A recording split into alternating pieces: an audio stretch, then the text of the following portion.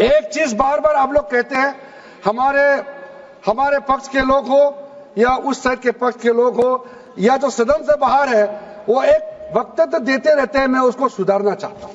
ये कहते हैं कि हमारा देश में लैंड बैंक जो है वक्फ बोर्ड के पास 3rd लार्जेस्ट है।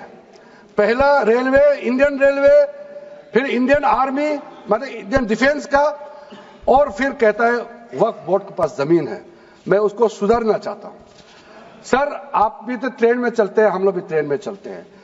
हजारों किलोमीटर ट्रेन का पटरी लगा हुआ है, स्टेशन बना हुआ है। वो ट्रेन का पटरी लगा हुआ है, वो रेलवे का प्रॉपर्टी थोड़ी है, ये तो देश का प्रॉपर्टी है। हम लोग सब चलते हैं उसमें। इसको आप कैसे लगा सकते हैं कि रेलवे के पास इतना है, वक्फ बोर्ड के पास इतना है? वो देश का प्रॉपर्टी है। हमारा डिफेंस के पास कहता है कि 2nd लार्जेस्ट है। डिफेंस के पास जो भी ले रहे, जहां ट्रेनिंग करता है, जहां वो रहता है, या बॉर्डर एरिया में जितना डिफेंस लैंड है, वो देश का रक्षा के लिए है।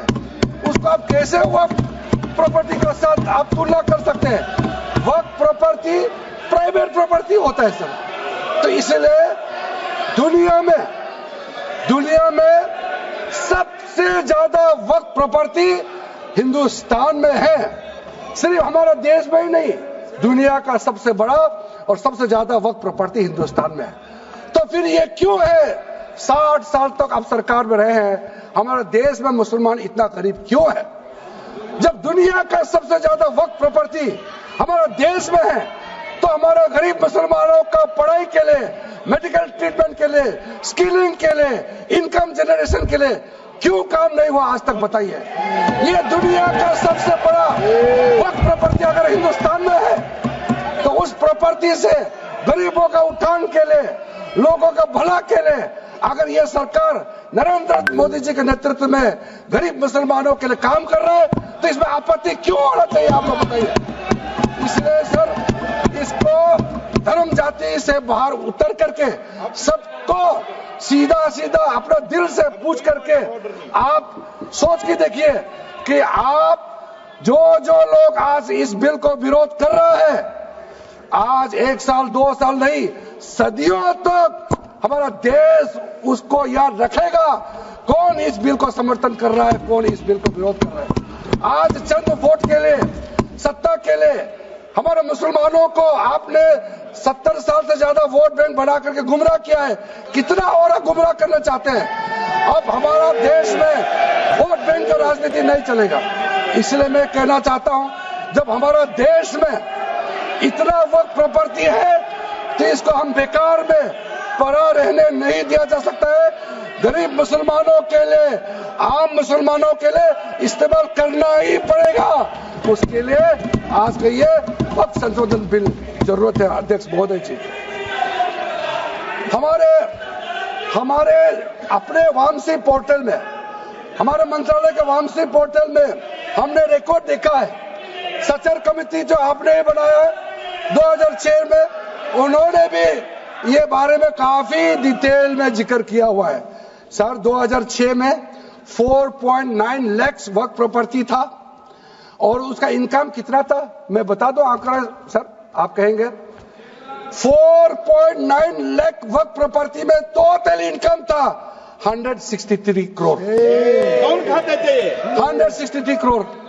और आपने 2013 में बदलाव करने के बाद आज इनकम कितना बढ़ा है वो भी मैं बता देता हूं। हो गया 166 करोड़। 3 करोड़ बढ़ा है। कैसे मंजूर कर सकता है हम लोग इस महान सदन में बैठ करके? अगर इतना 10 सालों के बाद भी दुनिया का सबसे ज्यादा प्रॉपर्टी का टोटल इनकम जनरेशन 3 करोड़ बढ़ता है, तो ये हम कभी मंजूर नहीं कर सकते अध्यक्ष महोदय। इसलिए उस समय कहा गया था, मैं अभी का नहीं बता रहा हूं, सचर कमेटी समय में भी कहा गया है कि अगर थोड़ा सा एफिशिएंटली मैनेज करता तो 12,000 करोड़ पर ईयर तो उसी समय जनरेट हो जाना चाहिए था नॉर्मल मार्केट रेट से। और 12,000 करोड़ अगर वो प्रॉपर्टी से रेवेन्यू जनरेशन करता है, कितना लाखों करोड़ों मुसलमानों को फायदा होगा, आप सोच के देखिए। इसलिए सर, आप लोग भी, मैं अनुरोध करता हूं कि आप लोग भी वक्त के बारे में जानना था, हमारा वामसी पोर्टल को क्लिक करके आप लोग देखिए सर,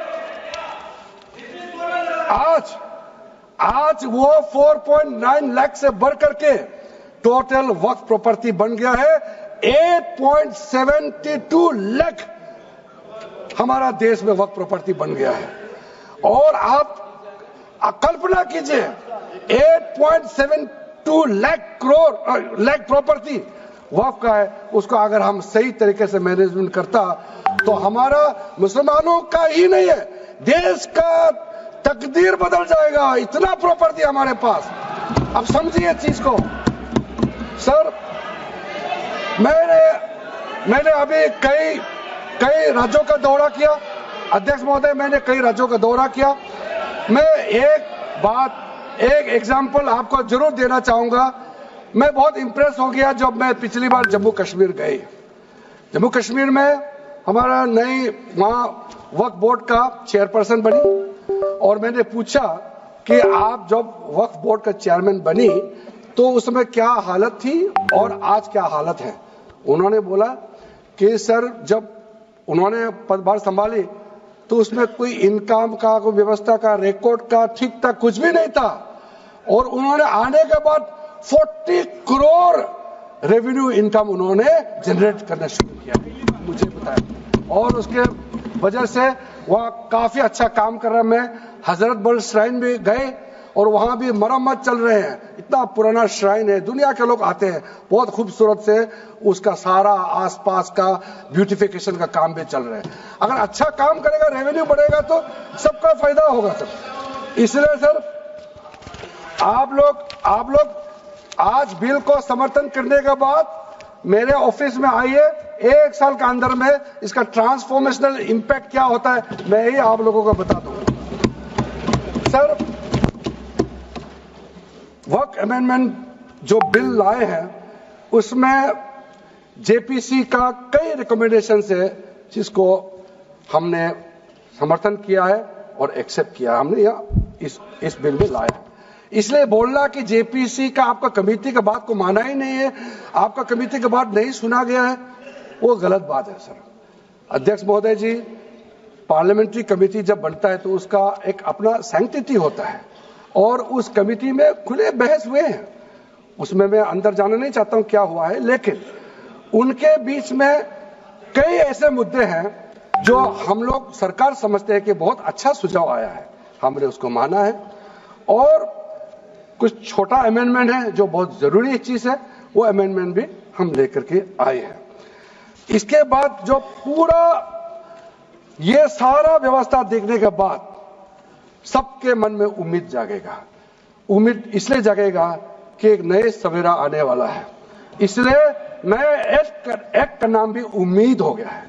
तो उम्मीद क्यों हुआ है सर, मैं आपको बताना चाहता हूं। ये जो unified Waqf management, empowerment, efficiency and development, full form उम्मीद है, इसका रखने का पीछे कारण है सर। ये उम्मीद क्यों है? अब ये यूनिफाइड वक्फ मैनेजमेंट पूरा रजिस्ट्रेशन से लेकर के म्यूटेशन, इंक्रोचमेंट का विषय, सर्वे, कलेक्टर का रोल, सारा विषय को मिला करके मैनेजमेंट का पूरा सिस्टम को ही बदलने के लिए हमने काम शुरू किया है। उसके बाद एम्पावरमेंट, कैसा एम्पावरमेंट होने वाला है? मैंने पहले भी जिक्र किया, मुसलमानों में भी जो शियास हैं, सुन्नीस हैं, बोहरास, आकाकानीस, पसमानदा मुस्लिम्स है जिसको बैकवर्ड माना जाता है, और विशेष करके महिलाएं और बच्चों के लिए जो हमने प्रावधान रखा है, तो ये मुसलमान का कम्युनिटी के अंदर में इतना जोरदार स्वागत हो रहा है। अध्यक्ष महोदय, यहां में कुछ मेंबर विरोध जरूर कर रहे हैं, लेकिन मैं कुछ मेंबर को मेरे घर में मैं न्योता देना चाहता हूं। और जो मुस्लिम डेलीगेशन मेरे घर में आ रहे हैं, स्वागत कर रहे हैं इस बिल को, उसका भी नजारा आप लोग देख लीजिए। आपका सोच बदल जाएगा। आपको नहीं मालूम मुसलमानों में कितना भयंकर समर्थन कर रहा है इस बिल को लेकर के, आप लोग को मालूम ही नहीं है। करंट है अंदर में, गरीब मुसलमानों का तो संदेश बार बार आ रहा है कि जल्दी पास कीजिए इस बिल को।